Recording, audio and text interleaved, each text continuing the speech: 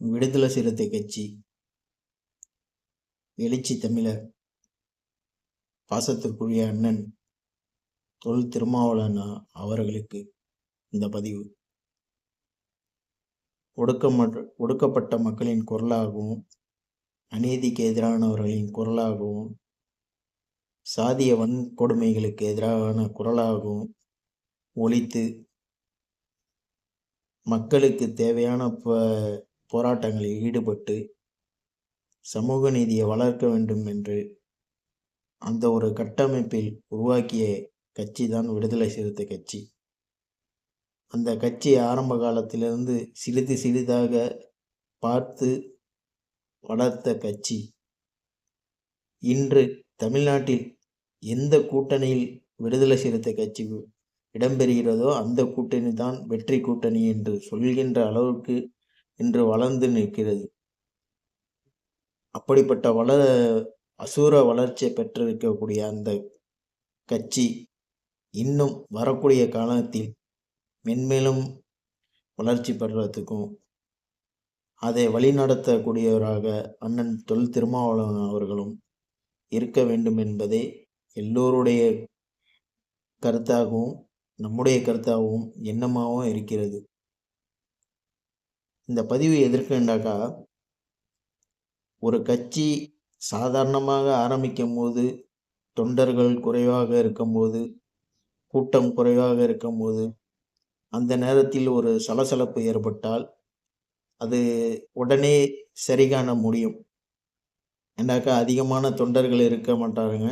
அந்த இடத்துல ஒரு தவறு நடக்குதுண்டாக்கா உடனே அதை தெரிஞ்சு அதை கண்டுபிடிச்சி அந்த தவறை திருத்துறதுக்கு நடவடிக்கை எடுக்கிறதுக்கு பொதுவாக இருக்கும்.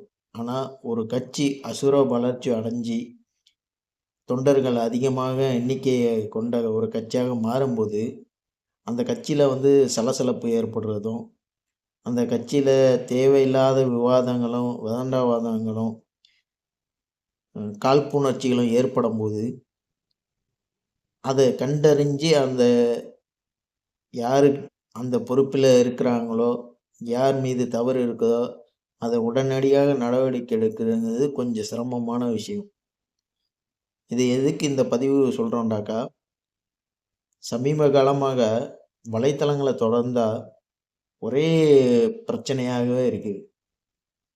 இவர் அவரை பற்றி குறை சொல்கிறது, அவர் இவரை பற்றி குறை சொல்கிறது, கட்சியுடைய நலனுக்காக பாடுபடுவது போல தெரியல. அண்ணன் தொல் திருமாவளவன் அவர்கள் இந்த கட்சியை வளர்க்கறதுக்காண்டி அவ்வளோ கஷ்டப்படுறாங்க, அவ்வளவு பாடுபடுறாங்க. எளிய மக்களுக்காண்டி இந்த கட்சி இருக்கும், அவங்களும் மேலே வரணுன்ட்டு ஒரு ஆர்வத்தில் அவ்வளவு உழைக்கிறாங்க. ஆனால் கட்சியில் இருக்கக்கூடிய சில நபர்கள் அதை புரிஞ்சிக்காம கட்சி என்ன பேசுது, என்ன நடவடிக்கை எடுக்குது, இல்லை எதை சொல்கிறாங்கன்னு தெரியாமல் தன்னுடைய விருப்பத்துக்கு ஏற்பால அவங்களா ஒரு சில கருத்துக்களை வெளியிட்டு கட்சியில் குழப்பத்தை ஏற்படுத்துறது நம்ம பார்க்குறோம். ஏன் இதை சொல்கிறோண்டாக்கா, தலைவர் ஒரு விஷயத்தை முடிவெடுத்து அதை செயல்படுத்துகிறாங்கண்டாக்கா அதுக்கு கட்டுப்பட வேண்டியது தொண்டனுடைய கடமை. அது நல்ல விஷயமா இருந்தாலும் சரி, கெட்ட விஷயமா இருந்தாலும் சரி. ஏன்னா அவங்க ஒரு குறிக்கோளில் முடிவெடுப்பாங்க. ஒருவேளை அது கெட்ட விஷயமா இருந்தால் கூட நமக்கு தெரியும், நம்மளுடைய எண்ணத்தில் இது தவறான முடிவாக இருக்க, தலைவர் எடுக்கக்கூடிய முடிவுன்னு நம்ம நினைக்கலாம். ஆனால் அவங்களுடைய பார்வையில் அது சரியாக தோன்றிருக்கும். அதனால் ஒரு முடிவு எடுத்திருப்பாங்க. அப்படி முடிவு எடுக்கக்கூடிய அந்த சந்தர்ப்ப சூழ்நிலையில் தொண்டர்களாக இருக்கக்கூடிய நாம், சரி இது தலைவர் ஒரு முடிவு எடுத்திருக்காங்கன்னா அதுக்கு ஒரு காரணம் இருக்கும், அந்த காரணத்தால் தான் இந்த முடிவு எடுத்திருக்காங்க, நம்ம பொறுமை காப்போம், அதற்குள்ள சந்தர்ப்பம் வரும்போது நம்ம தலைவர்கள்ட்ட நம்ம கேட்டு அறிவோம் என்று பொறுமையாக இருக்கணும். அதை விட்டு சமூக வலைத்தளத்தில் நம்ம எதை வேண்டாலும் பேசலாங்கிற ஒரு எண்ணத்தில் தலைவர் சொல்லாததையும் சொன்னது போல செயல்படுத்துறது, அது யாருக்கு பிரச்சனையாக முடியும்டாக்கா, வளர்ந்து வரக்கூடிய விடுதலை சிறுத்தை கட்சி பின்னோக்கி போவதற்கு ஒரு வழிகாட்டுதலாக போய்விடும். இது தலைவர்கள் அதை சரியான கவனத்தில் கொண்டு ஆரம்பத்திலேயே எது நான் சொல்ல விரும்புகிறேனோ, அந்த செய்திகளை மட்டுமே பரப்புங்க. தேவையில்லாத நான் ஒரு முடிவு இருக்கேன்டா, அதுக்கு தேவையில்லாத ஒரு விமர்சனத்தை, விளக்கத்தை நீங்க குடுக்காதீர்கள். என்று ஒரு அறிக்கை விடுறது நல்லது என்று எனக்கு தோணுது. ஏன் இத சொல்றேன்டா, சமீபத்தில நடந்த இந்த ஷாநவாஸ் அவங்களுடைய பிரச்சனை எல்லாருக்கும் தெரியும். வலைதளங்கள்ல பேசும் பொருளா மாறிடுச்சு. அவரு எம்எல்ஏவா இருந்தாரு. இப்ப அவருக்கு சீட்டு இல்ல. ஏன் சீட்டு இல்லன்ட்டு அது ஒரு விவாத பொருளா மாறுனுச்சு. அதுக்கு அண்ணன் ஒரு விளக்கத்த குடுத்துருக்காங்க. அதுக்கு அவரு ஒரு அறிக்கை குடுத்துருக்காரு. தலைமை எது முடிவு எடுக்குதோ அதுதான். நம்மளுக்கு விருப்பம் இருந்தாலும், தலைமைக்கு என்ன முடிவு எடுக்குதோ அதுக்கு தான் நம்ம கட்டுப்படணுன்ட்டு அவரு ஒரு அறிக்கை குடுக்குறாரு. அந்த அறிக்கைக்கு இன்னொருவரு விமர்சனம் வைக்கிறாங்க, நேர்காணல்ல. சங்கத்தமிழன் அண்ணன். அவங்களும் கட்சிக்காண்டி உள்ளவங்க தான், பாடுபடுறாங்க தான், இல்லங்கல. அதே சமயத்துல பொது வெளியில இவர் இப்படி, அவர் இப்படிங்கும்போது, நம்முடைய கட்சியிலேயே ஒற்றுமை இல்ல. இவரு அவர குறை சொல்றாரு, அவரு இவர குறை சொல்றாருங்கிற ஒரு நிலைமை வெளிப்படையா தெரியும்போது, நம்ம கட்சியில உள்ளவங்கள தவிர மற்றவங்க யாரும் அத புரிஞ்சுக்க மாட்டாங்க. இந்த கட்சியா இது இப்படிப்பட்டவங்க தான். அவங்களுக்குள்ளயே ஒற்றுமை இல்ல. இவரு அவர குறை சொல்றாரு, அவரு இவர குறை சொல்றாரு. 2 பேரும் குறை சொல்றத தலைவர் பார்த்துக்கிட்டு வேடிக்கை பார்க்கிறாரு. தலைவருக்கு தான் கெட்ட பேரா போகும். இது நான் விடுதலை சிறுத்தை கட்சி அல்ல. முதல்ல அத தெரிஞ்சுக்கங்க. நான் எந்த கட்சியிலயும் உறுப்பினர் கிடையாது. அண்ணன் மேல நமக்கு நல்ல மதிப்பு இருக்கு. அவங்க வருங்காலத்துல இன்னும் அதிகமான தொகுதியில வெற்றி பெறணுங்கிறது நம்முடைய எண்ணம். அந்த அடிப்படையில தான் இந்த காணொளிய வெளியிடுறேன். நீங்க யாரும் என்னை தப்பாவும் எடுத்துக்காதீங்க. ஏன்டா இவரெல்லாம் போய் அறிவுரை சொல்ற அளவுக்கு அவங்களுக்கு என்ன கீழா போயிட்டாங்களான்ட்டு நினைக்காதீங்க. ஏன்டா ஒரு தலைவர் இவ்வளோ கஷ்டப்பட்டு ஒரு கட்சிய உருவாக்கி, அத மேல கொண்டுட்டு வர்றது எவ்வளோ சிரமம்னு அந்த தலைவர்களுக்கு தான் தெரியும். அப்படி மேல கொண்டுட்டு வந்த கட்சிய ஒரு வீடியோல அது அந்த மதிப்ப குறைக்கிற அளவுக்கு செஞ்சு விடக்கூடாதா? அப்படிதான் அந்த பேட்டியெல்லாம் நம்ம பார்க்குறோம். ஏன்டா, அண்ணன் நிறுத்தின ஆளு தான் ஷா நவாஸ். அவரு வெற்றி பெற்றிருக்காரு. இப்ப அண்ணன் அவருக்கு சீட்டு குடுக்கல. அண்ணனுடைய முடிவு அது. அப்ப அண்ணன் முடிவு எடுத்து அவருக்கு சீட்டு இல்லங்கும்போது, அத அவரு அந்த ம் ஏத்துக்க மனம் இல்லன்றாலும், அது ஷா நவாஸ் அத ஏத்துக்கிட்டாரு. ஏத்துக்கிட்ட பிறகு, கடந்த காலத்துல இவரு எப்படி தெரியுமா? அவரு இப்படி தெரியுமா? ஷா நவாஸ் இதே மாரி செஞ்சிருக்காரு. அவர் சரியில்லாதவரு. தொகுதியில இப்படி, அப்படி. இது தேவையில்லாத விமர்சனம் செஞ்சா, கட்சிக்கு தான் பாதிப்பு. அவருக்கு பாதிப்பு கிடையாது. ஷாநவாஸ் இனிமேல திருப்பி எப்ப எலெக்ஷன்ல போட்டியிடுறாரோ அப்பதான். அதுவரைக்கும் ஷாநவாஸுங்கிறவரு ஒரு தனி நபர் தான். ஆனா யார சொல்லுவாங்க? விடுதலை சிறுத்தை கட்சியில உள்ள ஷாநவாஸ்ன்னு தான் சொல்லுவாங்களே தவிர, அவர தனி ஆளா பார்க்க மாட்டாங்க. அந்த அடிப்படையில தான் சொல்றோம். சங்கத்தமிழன் அண்ணன் ஷாநவாஸ் மேல எவ்வளவு குற்றச்சாட்டு இருந்தாலும் பிரச்சனை இல்ல. அதை யார்ட்ட முறையிடணும்டா, தலைவர் தொல் திருமாவளவன் அவர்கள்ட்ட இந்தந்த மாரி பிரச்சனைலாம் ஷாநவாஸ் மேல இருக்க. நீங்க அதுக்கு ஒண்ணு நடவடிக்கை எடுங்க. இல்ல அறிவிப்பு விடுங்க. இவர் மேல இந்தந்த குற்றச்சாட்டு இருக்கு. இவர கட்சியிலேருந்து ஒதுக்கி வைக்கிறோம். இல்ல 6 மாச காலம் தள்ளி வைக்கிறோம். இல்ல கட்சி அடிப்படை உறுப்பினர்லேருந்து நீக்குறோம்ன்ட்டு தலைவர்ட்ட பேசுங்க.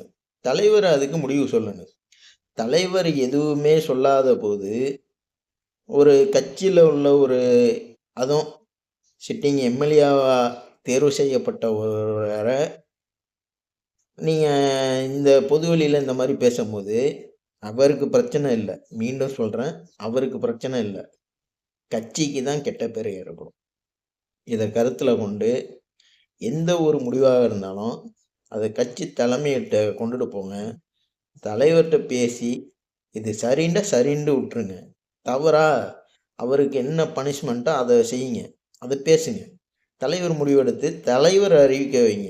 நீங்க பொதுவெளியில எதையுமே கருத்து வெளியிடாதீங்க. சரியா? அதுக்காண்டி தான் இந்த பதிவு. அதே சமயம் இது எலக்ஷன் டைமு. இந்த நேரத்தில எலக்ஷனுக்குள்ள நம்ம வெற்றி பெறுறதுக்காண்டி தான் எல்லாருமே பாடுபட்டுட்டு இருப்பாங்க. இந்த நேரத்துல போய் இதுக்கு பதில் சொல்றதா, அதுக்கு பதில் சொல்றதாங்கிறது ஒரு சிரமம் தான். இருந்தாலும் இந்த மாரி பேச விட்டு பார்த்துக்கிட்டு இருந்தா, அண்ணன் திருமாவளவன் அவர்களையும் தவறா நினைப்பாங்க. அப்ப சங்கத்தமிழன் வந்து இந்த மாரிலாம் பேசுறாரே, இத கண்டிக்காம, கேட்காம, இல்ல இதுக்கு மறுப்பு தெரிவிக்காம, இல்ல இதுக்கு ஆதரவு தெரிவிக்காம, ஒருவேள ஷானவாஸ் செஞ்சது தவறா இருந்தா, அத வெளிப்படுத்தாம, சங்கத்தமிழனுக்கு ஆதரவா தெரிவிக்காம, இல்ல மறுப்பும் தெரிவிக்காம, வேடிக்கை பார்ப்பது அண்ணன் மேல ஒரு குற்றச்சாட்டா அமையும். இவர பேச விட்டு இவரு வேடிக்கை பார்க்கிறாரு. இல்ல இவரு பேசுனதுனால அவரு வேற ஒரு முடிவுக்கு வருவாரு. அதனால இவர் பேசட்டும்ன்ட்டு பார்க்குறாங்கன்ட்டுலாம் கருத்து பரிமாற்றம் அதிகமாகும்.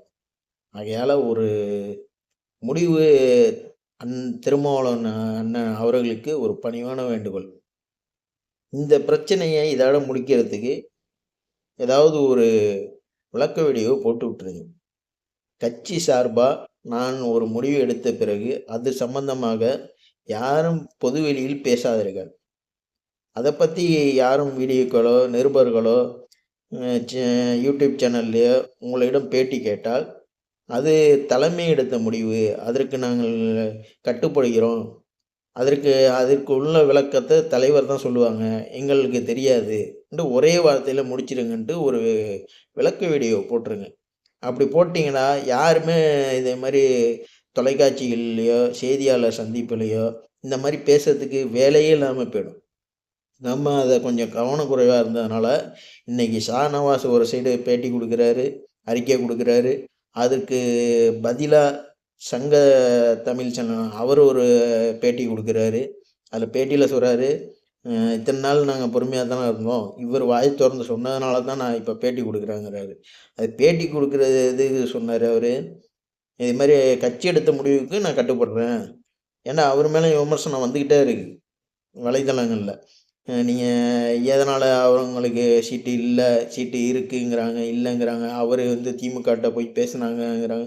இப்படி பல கருத்து வரும்போது உரிய நபர் பதில் சொல்லணுமே. இது 3வது நபர் பதில் சொல்ல தேவையில்லை. யார் மேலே குற்றச்சாட்டு வருதோ அந்த நபர் பதில் சொல்கிறதுக்கு தகுதியானவர். இப்போ என் மேலே ஒரு குற்றச்சாட்டு வருதுன்னா நான் தான் பதில் சொல்லணும். எனக்கு பதிலாக இன்னொருவர் வந்து பதில் சொல்லக்கூடாது. அந்த அடிப்படையில் அவருக்கு மேலே வச்ச குற்றச்சாட்டுக்கு அவர் இல்லை, கட்சி எடுத்த முடிவுக்கு நான் கட்டுப்படுறேன்னு சொல்லியிருக்காரு. ஆனால் சங்கத்தமிழன் அவர்கள் 3வது நபராக அந்த தொண்டர் தான், உறுப்பினர் தான், அவங்களுக்கு பொறுப்பு இருக்குது தான். ஆனால் அதில் அவங்க சம்மந்தப்படாத அந்த சூழ்நிலையில் ஒன்று தலைவர் சொல்லி அந்த கருத்துக்களை அவங்க வெளியிட்டிருக்கணும். அல்லது சொந்தமாக வெளியிடுறாண்டாக்கா கட்சிக்கு அவப்பேர் வராத அளவில் நம்மளுடைய பதில் இருக்கணும். இதை கருத்தில் கொண்டு அண்ணன் இதுக்கு ஒரு சரியான தீர்வு எடுங்க. வருங்காலத்தில் நம்ம மேலும் மேலும் வளர்ச்சி பெற்று அடுத்த கட்டத்துக்கு போகிறதுக்கு வாழ்த்துகள் தெரிவிக்கிறேன். நீங்கள் மேன்மேலும் வளரணும், உங்களுடைய கட்சி அதிகமான இடங்களில் வெற்றி பெறணும். வாழ்த்துக்கள். நன்றி.